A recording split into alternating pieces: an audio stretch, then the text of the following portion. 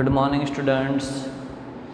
So last lecture में हमने देखा था solubility of solid in liquid and solubility of gas in liquid. Okay, आज का जो हमारा टॉपिक है वो है हेनरीज लॉ। हेनरीज लॉ बहुत ही इम्पोर्टेंट टॉपिक है। ओके, उसके लिए हमने क्या किया है, मैंने यहाँ पे एक फिगर ड्रॉ किया है। क्लोज्ड सिस्टम लिया है, उसके अंदर लिक्विड लिया है एंड ऊपर गैस फिल्ड है और ऊपर पिस्टन रख दिया है प्रेशर क्रिएट करने के लिए, बराबर। तो फिर यहाँ पे ये फिगर का मतलब क्या है कि क्या होगा कि जो गैसियस पार्टिकल्स हैं वो प्रेशर की वजह से क्या होगा, प्रेशर की वजह से वो लिक्विड के अंदर डिसॉल्व होगा, लिक्विड के अंदर डिसॉल्व होगा, बराबर, सॉल्युबल होगा। ओके, और बेसिकली कब, at constant temperature, at constant temperature. Okay, तो हेनरीज लॉ, चलो लॉ देखते हैं कि लॉ क्या कहता है। लॉ ये कहता है कि द सॉल्युबिलिटी, सबसे पहले तो at constant temperature, the solubility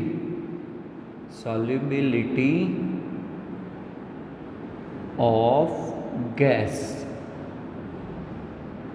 in liquid, solubility of gas in liquid is directly proportional to the partial pressure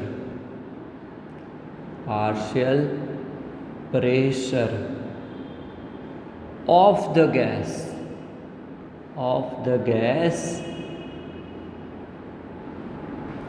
बराबर at the surface of the liquid, तो ये आपका एक लॉ बन गया कि at constant temperature the solubility of gas in liquid directly proportional to the partial pressure of gas at the surface of the liquid। Okay, इसका मतलब ये हुआ कि यहाँ पे जो प्रेशर बन रहा है उसकी वजह से क्या होगा कि गैस जो है वो लिक्विड के अंदर डिसॉल्व होगा। गैस के प्रेशर की वजह से क्या हो जाएगा, गैस लिक्विड के अंदर डिसॉल्व होगा, बराबर। चलो अब नेक्स्ट एक बहुत ही इम्पॉर्टेंट डिसीजन आया जो डाल्टन ने दिया। डाल्टन कंक्लूडेड दैट इंडिपेंडेंटली, उसी टाइम पे हेनरी के साथ मिलके नहीं, बट उसने इंडिपेंडेंटली कंक्लूड ऐसा किया कि द पार्शियल प्रेशर और the solubility of gas in liquid, the solubility of gas in liquid is a function of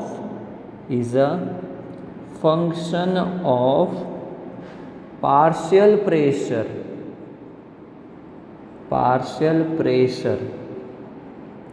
of gas, बराबर। उसने ये कंक्लूड किया कि the solubility of gas in liquid is a partial pressure, function of the partial pressure of the gas, बराबर। Basically इसका मतलब क्या हुआ कि सॉल्युबिलिटी डिपेंड करेगा किसके ऊपर, डिपेंड करेगा, तो वो डिपेंड करेगा पार्शियल प्रेशर के ऊपर। किसके ऊपर डिपेंड करेगा, तो पार्शियल प्रेशर के ऊपर वो डिपेंड करेगा, बराबर। दैट मीन्स अगर पार्शियल प्रेशर इंक्रीज होता है तो हम लोग देखेंगे कि सॉल्युबिलिटी इंक्रीज होगी, एंड पार्शियल प्रेशर डिक्रीज होता है तो तो सॉल्युबिलिटी डिक्रीज होगी। अब हम लोग क्या करने वाले हैं कि हमने बता तो दिया कि solubility of gas, okay, but उसको डिफाइन कैसे करेंगे कॉन्सेंट्रेशन टर्म में, तो हम लोग ऐसा लेंगे कि solubility of gas can be measured by the mole fraction. Okay, हम लोग ऐसा बोल सकते हैं कि solubility of gas in liquid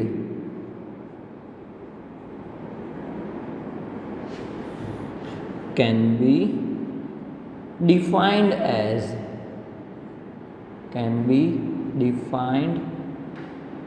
as mole fraction. हम लोग मोल फ्रैक्शन के थ्रू उसको दिखा सकते हैं, डिफाइंड एज मोल फ्रैक्शन, बराबर।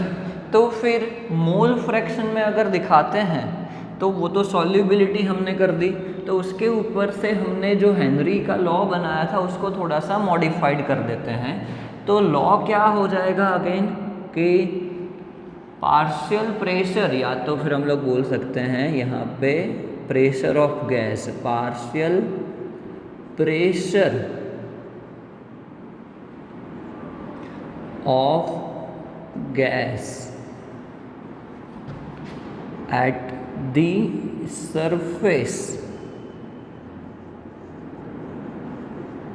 of liquid is directly proportional to the mole fraction, क्योंकि सॉल्युबिलिटी को हमने मोल फ्रैक्शन के अंदर डिफाइन किया, तो directly proportional to the mole fraction of gas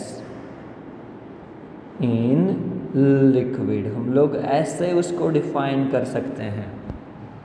ये हमारा मॉडिफाइड लॉ हो गया कि partial pressure of gas at the surface is directly proportional to the mole fraction of gas in liquid. अगर पार्शियल प्रेशर को define करना है तो हम लोग ऐसे डिफाइन कर सकते हैं कि हम लोग यहाँ पे लेते हैं पार्शियल प्रेशर का P and proportional to mole fraction क्या होता है X, मोल फ्रैक्शन हो जाएगा X, ओके। तो फिर अगर प्रोपोर्शनलिटी साइन हटाते हैं तो P इज इक्वल टू हो जाएगा KH into X, P is equal to हो जाएगा KH इंटू X। ये आपका फॉर्मूला हो गया हेनरीज लॉ के लिए, और जहाँ पे हम लोग बोल सकते हैं KH क्या है, तो KH is a Henrys constant. KH क्या है, तो वो हेनरीज कांस्टेंट है, बराबर। चलो, तो बेसिकली हमने लॉ कंप्लीट किया, फॉर्मूला बनाया, बट हेनरीज कांस्टेंट के लिए हमें एक और चीज़ चाहिए जो समझनी है हमें, बराबर। तो अब बेसिकली हेनरीज कांस्टेंट के बारे में इंफॉर्मेशन हम लोग लेते हैं। तो हेनरीज कांस्टेंट है KH इज़, और KH हम लोग बोल सकते हैं depends on the nature of the gas. That means the value of KH, that means the value of KH is different for different gases, बराबर। ये कांस्टेंट ज़रूर है, बट उसकी जो वैल्यू होगी वो डिफरेंट गैस के लिए डिफरेंट हो जाएगी, वो फिक्स नहीं होगी हेनरीज वैल्यू, बराबर। तो बेसिकली आपको ये याद रखना है, MCQ में भी पूछा जाता है, बराबर। इसके बाद कि यहाँ पे हमने कांस्टेंट टेम्परेचर रखा था, तो फिर टेम्परेचर में चेंज करने की वजह से कुछ हेनरीज कांस्टेंट में चेंजेस होता है कि नहीं, वो हमें देखना है। तो चेंजेस होगा, याद रखना कि लास्ट टाइम हमने सीखा था कि टेम्परेचर जैसे हम लोग इंक्रीज करते हैं वैसे क्या होता था, सॉल्युबिलिटी ऑफ गैस वो क्या होता था, याद करो, वो डिक्रीज होता था। क्या होता था? वो डिक्रीज होता था। सॉल्युबिलिटी ऑफ गैस क्या होगा? डिक्रीज होगा। सॉल्युबिलिटी ऑफ गैस का मतलब क्या हो जाएगा? मोल फ्रैक्शन डिक्रीज होगा। मोल फ्रैक्शन डिक्रीज होगा। अब मोल फ्रैक्शन डिक्रीज होगा तो फिर यहाँ पे प्रेशर तो उतना ही होगा, टेम्परेचर हमने सिर्फ इंक्रीज किया है तो एक्स की वैल्यू डिक्रीज हो रही है, प्रेशर इतना ही है, तो के एच क्या होगा? इंक्रीज होगा। वैल्यू ऑफ के एच इंक्रीजेस। बराबर, ये आपको याद रखना है, बहुत ही इम्पोर्टेंट टर्म है कि टेम्परेचर इंक्रीज होता है तो फिर सॉल्युबिलिटी ऑफ गैस इंक्रीज होती है, एंड अगर सॉल्युबिलिटी ऑफ गैस डिक्रीज होती है तो फिर के एच की वैल्यू इंक्रीज होगी। ओके, तो यहाँ पे आपका जो हेनरीज लॉ है ये ख़त्म हुआ। नेक्स्ट जो टॉपिक है वो है इम्पोर्टेंस ऑफ हेनरीज लॉ। वो आपको खुद पढ़ लेना है, सिंपल आपको यूजेस दिए हैं कि कहाँ कहीं उसका यूज़ किया जाता है। बराबर, ये हमारा हेनरीज लॉ यहाँ पे ख़त्म हुआ। नेक्स्ट एक टॉपिक है जो मैं लेने वाला हूँ आज, क्योंकि वो उसके बाद वाला जो टॉपिक है वो समझने के लिए इम्पोर्टेंट है, जो है वेपर प्रेशर।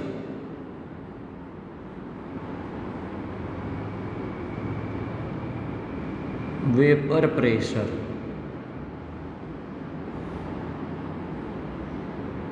वेपर प्रेशर क्या होता है? एक्चुअली ये पार्शियल प्रेशर उसके जैसा ही है, बराबर, pressure of gas, but vapour pressure क्या है? तो फिर उसके लिए भी एक यहाँ पे फिगर मैं ड्रॉ कर रहा हूँ, उसके थ्रू हम लोग समझेंगे कि वेपर प्रेशर क्या है।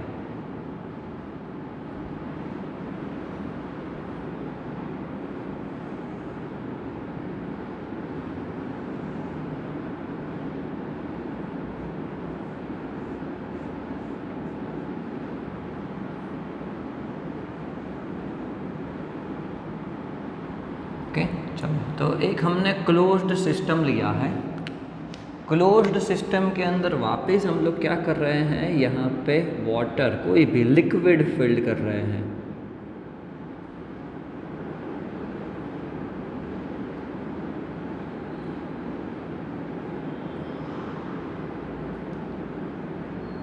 चलो, हमने कोई लिक्विड फिल कर दिया है उसके अंदर, और फिर देखते हैं यहाँ पे, चलो इसको बोल देते हैं कि ये कोई भी हमने लिक्विड फिल्ड कर दिया है। बराबर, चलो, तो क्या होगा कि एट सम टेम्परेचर, और हम लोग बोल सकते हैं कि कोई भी टेम्परेचर पे धीरे धीरे लिक्विड में से उसके वेपर बनने की शुरुआत हो जाएगी। तो क्या होगा? At some temperature and pressure क्या होगा कि लिक्विड जो है उसके अंदर से गैस बनने की शुरुआत, यानी कि वेपर, हम लोग क्या बोलेंगे उसको? वेपर बोलेंगे लिक्विड की, मतलब वो गैसियस फॉर्म में होता है। ओके, इसका मतलब ये हुआ कि यहाँ पे धीरे धीरे गैसियस मॉलिक्यूल्स बनना शुरू हो जाएंगे। ओके, धीरे धीरे क्या होगा? ये सिर्फ और सिर्फ फॉरवर्ड डायरेक्शन में जाएगा कि लिक्विड में से वेपर में कन्वर्ट हो रहा है, but at particular temperature and pressure क्या होगा कि फिर वो वापस वेपर में से लिक्विड बनाना शुरू कर देगा। क्या होगा? वापस वेपर में से लिक्विड बनाना भी शुरू कर देगा। तो फिर हम लोग बोलेंगे कब? वो फेज़ हो जाएगा इक्विलिब्रियम का, वो फेज़ हो जाएगा इक्विलिब्रियम का। ओके, तो वो इक्विलिब्रियम का फेज़ हो गया। तो इक्विलिब्रियम जब एस्टेब्लिश्ड हो जाता है तो क्या होता है कि उस टाइम पे जो वेपर होगा वो लिक्विड के सरफेस के ऊपर एक प्रेशर क्रिएट करेगा। क्या होगा? वो लिक्विड सरफेस के ऊपर प्रेशर क्रिएट करेगा और उसी प्रेशर को हम बोलेंगे वेपर प्रेशर। कि यहाँ पे हम लोग बोल सकते हैं कि एट इक्विलिब्रियम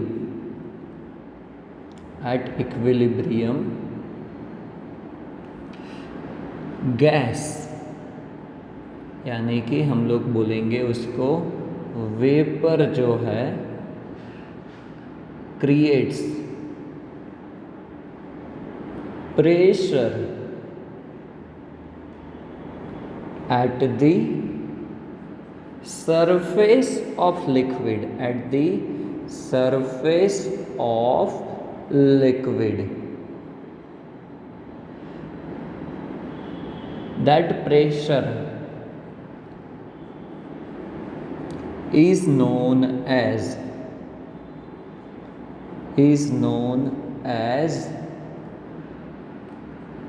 vapor pressure। उसको क्या बोलेंगे हम? वेपर प्रेशर बोलेंगे। ठीक है, बहुत ही सिंपल डेफिनेशन है। At equilibrium vapour creates pressure at the surface of liquid. Vapour creates pressure at the surface of liquid. That pressure is known as vapour pressure. That pressure is known as vapour pressure.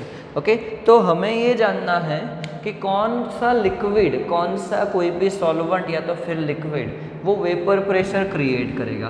तो always remember कि यहाँ पे जो volatile liquid होगा, volatile liquid जो vapour में convert हो सकता है, वेपर में कन्वर्ट हो सकता है, बराबर, वो ही वेपर प्रेशर क्रिएट करेगा। कैन क्रिएट वेपर प्रेशर, बराबर, कि जो वेपर में कन्वर्ट हो सकता है, दैट मीन्स जो लिक्विड गैस में कन्वर्ट हो सकता है वो ही वेपर प्रेशर क्रिएट कर सकता है। एंड जो नॉन वॉलेटाइल होगा, जो नॉन वॉलेटाइल है, it can not convert into vapour. So यहाँ पे हम लोग बोलेंगे it can not create vapour pressure. बराबर, ये समझना बहुत ही इम्पोर्टेंट है कि non volatile vapour pressure create नहीं कर पाएगा। ठीक है, तो आज का हमारा टॉपिक यहीं पे ख़त्म होता है। हेनरीज लॉ बहुत ही इम्पोर्टेंट टॉपिक है। कम से कम ये वीडियो 2 to 3 टाइम्स देखना, उसके बाद लिखने की शुरुआत करना। ठीक है, और ये वाला टॉपिक भी उतना ही इम्पोर्टेंट है क्योंकि उसके बाद जो हम लोग राउल्ट्स लॉ देखने वाले हैं उसके लिए वेपर प्रेशर समझना, वॉलेटाइल नॉन वॉलेटाइल लिक्विड समझना बहुत ही ज़रूरी है। ओके, तो इसको भी अच्छी तरीके से तैयार करना। नेक्स्ट टाइम हम लोग राउल्ट्स लॉ से शुरुआत करेंगे। Thank you.